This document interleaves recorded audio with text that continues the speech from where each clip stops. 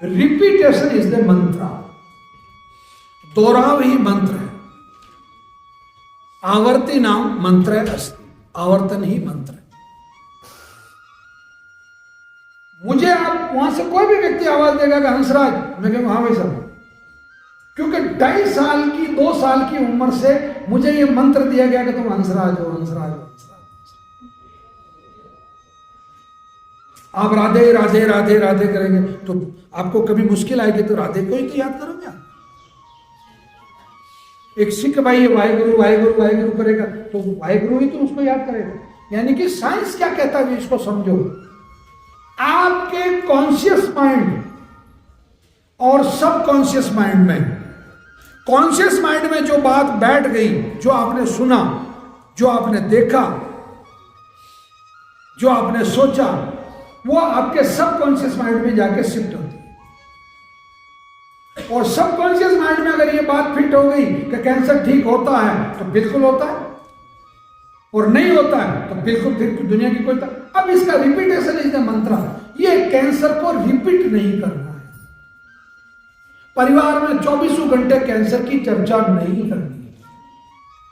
ये जितनी भी जांचें हैं, ये कागज है, इन सबको जाके किसी या तो कुएं में डाल देना या किसी लॉकर में डाल देना। ये कोई प्रॉपर्टी है क्या आपकी? हम इसीलिए यहां कहते हैं अगली बार आए तो क्या क्या लेके आए साहब? भैया पिछली रिपोर्ट और अभी की रिपोर्ट बस 2 कागज चाहिए। बात 24 घंटे कैंसर कैंसर कैंसर की चर्चा कर रहे हो, और मान लो किसी दिन ये मंत्र सिद्ध हो गया तो भाई 24 घंटे इसकी माला जप रहे हो कैंसर कैंसर कैंसर, और ये माला मान लो सफल हो गई तो इसका बहुत बड़ा रीजन ये है। कैंसर को आप अगर भूलना चाहते हो तो आप ध्यान के माध्यम से भूल सकते हैं। आप मेडिटेशन कीजिए, आंखें बंद कीजिए 10 मिनट के लिए रोजाना, और आपका मन एक दिन दौड़ना होगा, जितना दौड़ देगा दूसरे दिन आके ठिकाने रुक जाएगा, तीसरे दिन और ठिकाने आ जाएगा, और 5-7 दिन बाद आप याद भी करना चाहोगे कैंसर को तो कैंसर याद नहीं आएगा। इसका रीजन ये है कि मनुष्य का जो मन है वो पुरानी चीजों से बहुत जल्दी उब जाता है।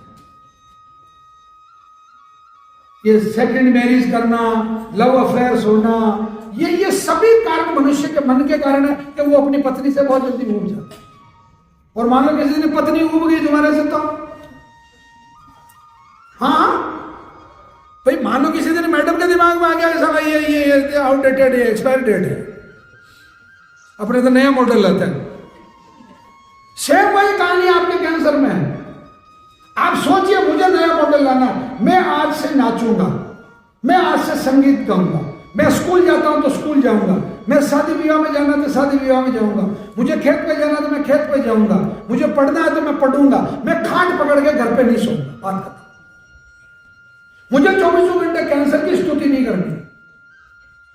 आप जिस भी चीज को, जिस भी भाव को, जिस विचार को ज्यादा महत्व दोगे वो विचार आपके लिए मंत्र बन जाए। और आपको इसको भूलने के लिए ध्यान बहुत सरल तरीका है। आंख बंद करके ध्यान में और कुछ करना ही नहीं, बस मन जहां दौड़ता है वहां दौड़ने दो। अच्छा, मन कहां होता है? हृदय में। मस्तिष्क कहां होता है? यहां। ये कार्यकारी एजेंसी है, ये वर्किंग एजेंसी है।